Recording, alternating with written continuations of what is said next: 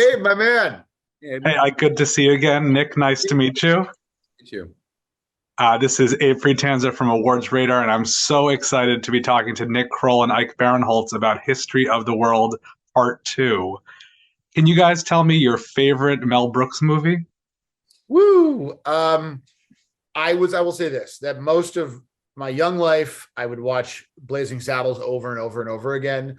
But I do remember the first day I watched History of the World. I was probably like 5 or 6, and I that definitely supplanted Blazing Saddles as my Mel Brooks pick for many, many years. All these years later, it's tough to pick one, but it's definitely one of those two for me. And for me, no doubt, it's Annie Hall. That's No. actually directed by my good friend Woody Allen. So, Oh, I'm sorry. yeah, Okay. different thing. Okay, sorry. No, I think I similarly to Ike, I own History of the World on VHS and memorized it from start to finish. But the original producers, was a massively important film to me and for my entire life. And again, in this show, we tried to pay homage to all of Mel's works and what we like to call the MBU, or the Mel Brooks universe. And so, there are jokes that are sort of a tip of the hat to stuff in History of the World Part 1, but then references to Blazing Saddles and Spaceballs and Young Frankenstein and the producers sprinkled throughout the whole show, because obviously we were massive fans of all of his work, but also so many of the actors who came in had moments that they're like, oh, we could do this little bit from this movie, and always trying to sort of add those little Easter eggs throughout. And in addition to being very funny, this show just strikes me as so Jewish. Do you think that for people who are not Jewish, they're not going to enjoy this as much because there's just so much content peppered through the entire thing? You will only be able to see the show if you are Jewish. We have worked out a deal with streaming providers where it will only be beamed to the Well, home. we have a deal with JDate. We have a specific deal. It's a sponsored by, where History of the World is sponsoring JDate and vice versa. And so we're doing it specifically for Jewish singles. And we are also sponsored by Tums. Yes. Because we have sour stomachs sometimes. Sure. It's a big sponsorship gangbang. Well, and I think that, again, all of the show was trying to be very modern in what feels modern and current in 2023, but also, again, is trying to be in the great tradition of Mel Brooks.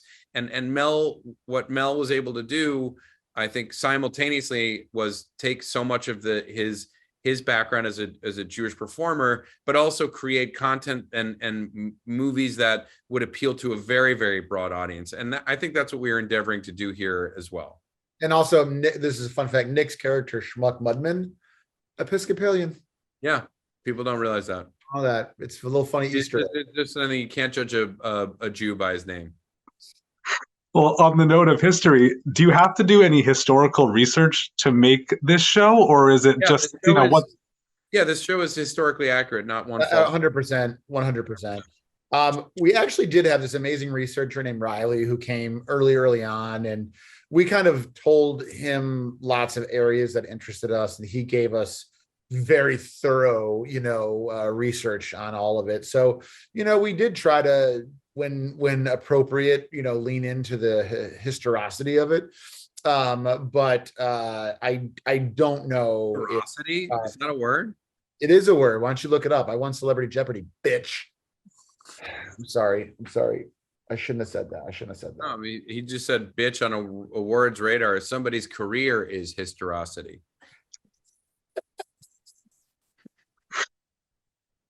I was gonna say the show is mostly historically accurate, but when cave women were smoking a blunt, they did not have a Bic lighter. They actually had to kindle fire. Yes, that's true. They had a Kindle. They would take the Kindle and break the wires and get a little spark. And yeah, hot wire. Have you ever hot wired a Kindle? It's much easier than you think. Well, that's good to know. I also appreciate the true to life depiction of General Grant. That's one of my favorite parts of the show. So, yeah, I was obsessed with him, and he was a bit of a wet. He definitely liked to drink a little bit, but we try to pay homage. And he really did. He did take in Robert Todd Lincoln, right? Is that Robert Todd Lincoln actually he wanted to serve so badly in the war, and his dad was like, no. And then when he finally couldn't say no anymore, he made Grant basically say to him, like, make sure he's not like on the front. And the reason he couldn't say no is because his head got blown off. Well, that seems like the best note to end on. Thank you both for educating the public with all these pieces of history, especially all the Jews. You're welcome. Abe, good to see you again, pal. You too. Take care, guys.